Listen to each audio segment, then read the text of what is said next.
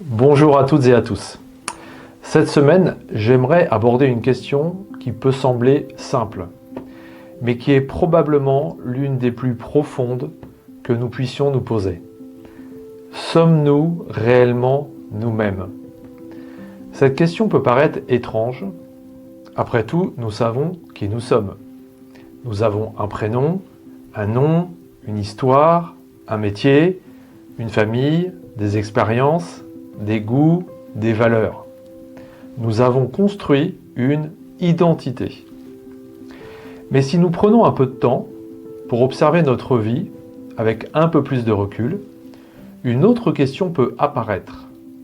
Cette identité que nous avons construite correspond-elle vraiment à ce que nous sommes profondément? Ou bien sommes-nous parfois devenus la personne que l'on attendait que nous soyons? C'est précisément cette réflexion que Carl Gustav Jung a explorée avec un concept fondamental de sa psychologie, la persona. Et oui, nous construisons tous une identité pour vivre avec les autres. Dès notre enfance, nous apprenons à nous adapter. Nous apprenons ce qui est attendu de nous. Nous découvrons ainsi progressivement comment nous comporter, comment être aimé, comment obtenir de la reconnaissance, comment trouver notre place dans la famille, puis dans la société. Nous intégrons des règles. Nous adoptons des comportements. Nous développons également des compétences. Et nous construisons progressivement une image de nous-mêmes. Cette construction est nécessaire. Un enfant qui naît dans le monde ne peut pas immédiatement être autonome. Il a besoin d'apprendre des codes sociaux.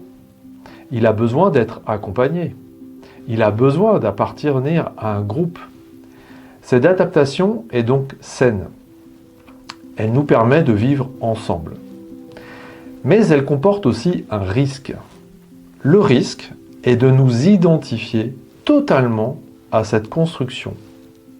Le risque est d'oublier qu'elle n'est qu'une partie de nous. Carl Gustav Jung utilise le terme de persona, un mot issu du latin qui désignait le masque qui était porté par les acteurs dans les théâtres antiques. Ce masque permettait de jouer un rôle. Pour Jung, nous avons tous une persona. C'est la partie de nous qui se présente au monde extérieur. C'est notre identité sociale. C'est le professionnel que nous sommes, le parent que nous sommes, l'ami que nous sommes, la personne responsable, compétente, organisée, souriante ou rassurante que nous montrons aux autres. Encore une fois, la persona n'est pas négative, elle est même indispensable. Le problème apparaît lorsque nous oublions que nous portons un masque, lorsque nous finissons par croire que nous sommes uniquement ce rôle.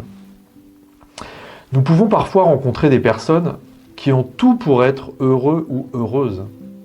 Une situation professionnelle stable, une famille, une réussite sociale, une reconnaissance extérieure. Et pourtant, quelque chose ne va pas. Une fatigue intérieure, une perte de sens, une impression d'être déconnecté de soi. Comme si une partie de nous disait « ce n'est pas vraiment ma vie ». Ces moments sont souvent difficiles à comprendre, car extérieurement, tout semble aller. Mais intérieurement, quelque chose demande à évoluer. C'est parfois ce qui se produit lors des grandes transitions de vie.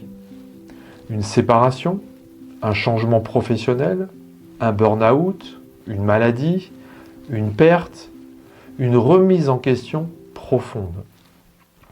Nous pouvons alors avoir l'impression de perdre tous nos repères. Mais parfois, ce que nous perdons n'est pas nous-mêmes. Ce que nous perdons, c'est une ancienne manière d'être. C'est pour cette raison que les transitions sont si importantes. Un changement extérieur n'est jamais seulement extérieur. Il vient questionner notre identité. Lorsque nous changeons de métier, lorsque nous perdons un rôle, lorsque notre environnement évolue, nous sommes invités à nous demander « Qui suis-je maintenant ?» La transition devient alors un passage intérieur. Elle nous oblige parfois à abandonner une ancienne définition de nous-mêmes. C'est une période inconfortable, parce que l'ancien n'existe plus complètement, mais le nouveau n'est pas encore construit. C'est cette fameuse zone neutre dont nous avons parlé précédemment. Un espace de doute, un espace de dépouillement, mais aussi un espace de transformation. Pour Jung, le chemin de croissance humaine consiste justement à ne plus être identifié uniquement à notre persona. Il appelle cela le processus d'individuation.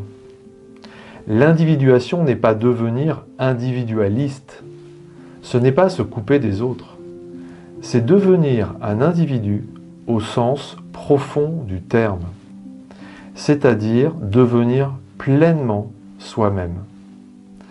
Cela suppose de rencontrer les différentes parties de nous, nos qualités, mais aussi nos fragilités, nos contradictions, nos blessures, nos zones d'ombre, tout ce que nous avons parfois rejeté ou caché.